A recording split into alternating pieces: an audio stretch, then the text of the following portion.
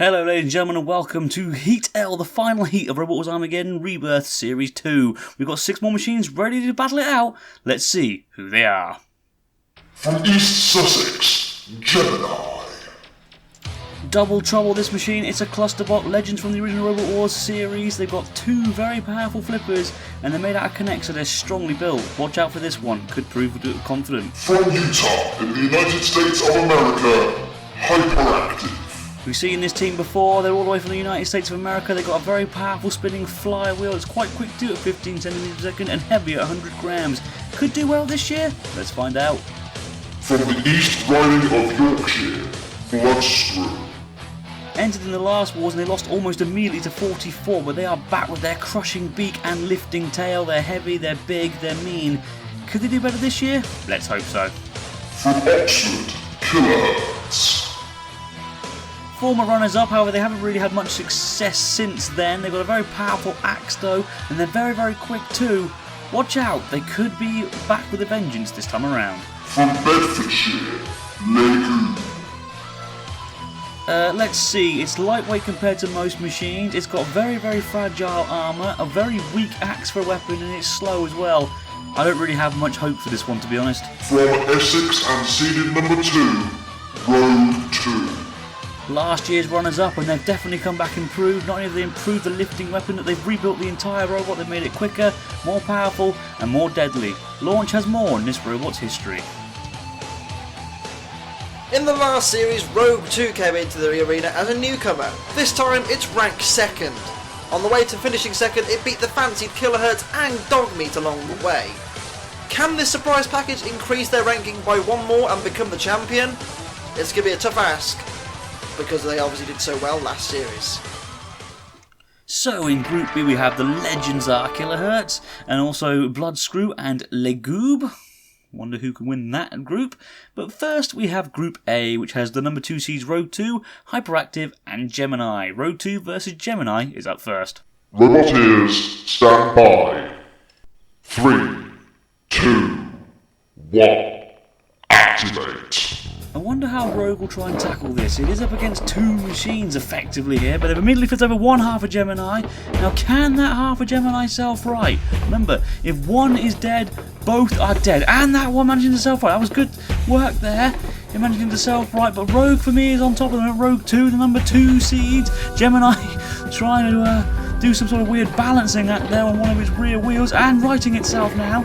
Driving along to self-right its twin. That's good strategy. Great strategy, that's one of the 4 criteria the judges judge on. And now, once again, Gemini being flipped up and over there by Rogue. Rogue 2, you know, they really have improved the machine, haven't they? They've given it much more power, they've given it a much more effective lifting front mechanism. And I tell you what, they could go far again this time around, they could well win it. Let's hope so for them. They did very well last time, only losing to Cassius 3. And with Cassius 3 already out of the competition, who knows? They might be able to do it. And meanwhile, both halves of Gemini, I think, have been immobilised now over there. And in comes Karma, sorry, to dispose of the rubbish, along with Brick as well.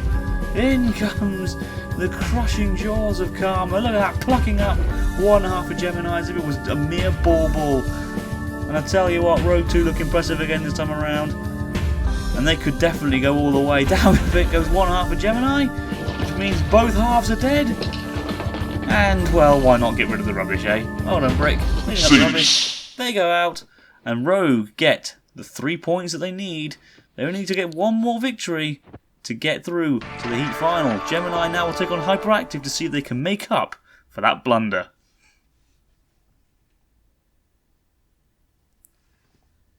Roboteers, stand by.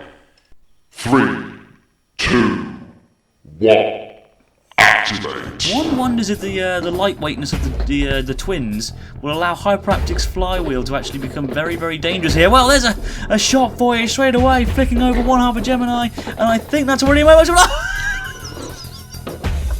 Well, I said that's already immobilised one half. One of the other half's gone straight down the pit.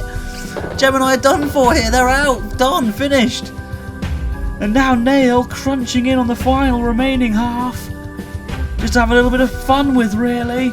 Oh, that's such a shame for Gemini, I tell you what. Especially after Sharon destroyed it so well last time, in the last heat.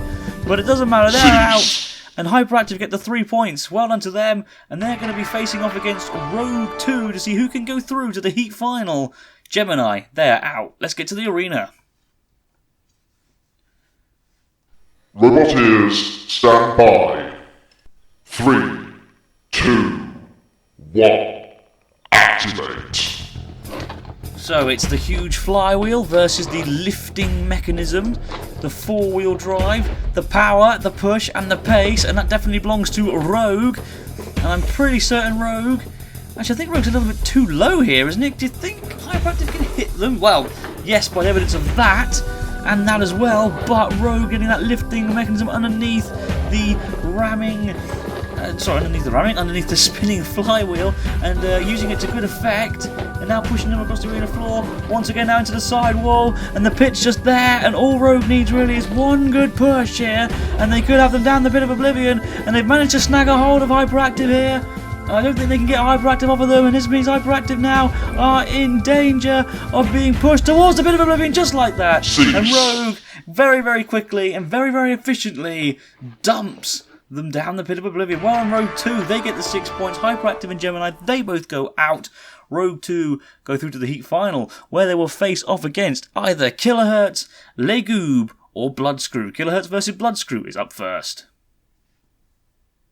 Roboteers, stand by. 3, 2, 1. Activate. It'll be interesting to see how each of these machines will go up against each other, really, considering they both had very unfortunately quick losses last time around. Killerhurtz, the favourites surely. They were star ranked last time around, they're former runners-up. Very effective machine with a very quick and deadly axe, but don't count Bloodscrew out. There you go, they've got that lifting tail, they've also got a crushing beak, and now the crushing beak coming in, and look at how they punctured the front of Killerhurtz.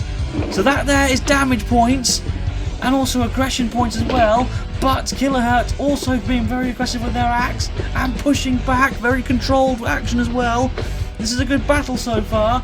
It's good to see both these machines getting a chance here to really show themselves, because last time around, like I said, they didn't really get a chance. Down comes Killerhurtz axe again, and now Bloodscrew is in trouble. And I'd say Killerhurtz is probably just on top at the moment. Oh no! And Bloodscrew deflecting off of Katrina's flywheel and goes down the pit, and well done to Killerhurtz. That was great tactics by them. They get the 3 points. Bloodscrew hope to make it up later on, but first, Killerhurtz are going up against Goob to see if they can make it through to the heat final. Roboteers, stand by. 3, 2, 1. Activate. To be honest, I think this is a pretty obvious victory here. Goob, the axe came down, I'll give it that, but Killerhurtz's axe is quicker and is much deadlier. Look there at the damage caused to the top of Goob, and I think it just popped back into place. Well, I suppose that's something. I suppose that's a pretty effective design, if I had to say so. But I think their axe is already broken here. They can't seem to retract it. And this is Killerhurtz's battle for me. It's only now a question of damage limitation. And Karma just lost her crushing jaw. Oh, Goob. Meanwhile, getting smashed there by Katrina's flywheel. And now Killerhurtz coming in on the attack on Goob. And I don't think there's much left of Goob now, is there? Really, let's be honest. And Killerhurtz are going to get the 6 points here, and they're going to go through to the heat final, which means we're going to have a consultation battle between Goob and Bloodscrew, unless a major upset happens here, which it's not going to, is it? Let's be honest. Goob are upside down, they're in all sorts of trouble, and they're being chopped up now by Killerhurtz. And that was a very, very, very efficient performance there by Killerhurtz. They're back with a vengeance this time around after losing so early in the last wars. And Goob on the drop zone! Goodness me! Well, that had to hurt. And now in comes, well, what's left of Karma's weaponry. Still good work there by the house. We're using her, the rest of the jaws to lift her. Down the pit goes Goob. And Killerhurtz, well done to them. They're definitely much more effective this time around. They get the 6 points. They go through to the heat final. Now it's time for the consultation battle between Bloodscrew and Goob. Roboteers, stand by. 3, 2, 1. Activate. As stated, it doesn't really matter who wins this battle. but it is a consultation round and both machines are like some bragging rights. Down comes the Goob's axe. I don't even think it's scratched Bloodscrew, and Bloodscrew now getting that crushing beak into the armour. Oh, look at that! They just completely popped the armour, punctured a huge hole in it, and now they're parading poor Goob around as if it's some sort of broken, sort of disgusting trophy, and now holding it in place for malfunction to bring the axe in. I would say that's a bit unfair, but let's be honest, I'm pretty certain Goob are done for here. Goob being carried around.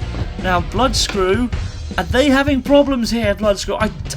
I tell you what, I think they've got their crusher in too deep. I don't think they can get Goob off their crushing beak, which means they're just as susceptible to an attack as Goob. Because if they can't get off of Goob, and if Goob manages to stop them, they're both counted as immobile. Both have been plucked up by the axe of malfunction, and both are about to be dumped down the pit here.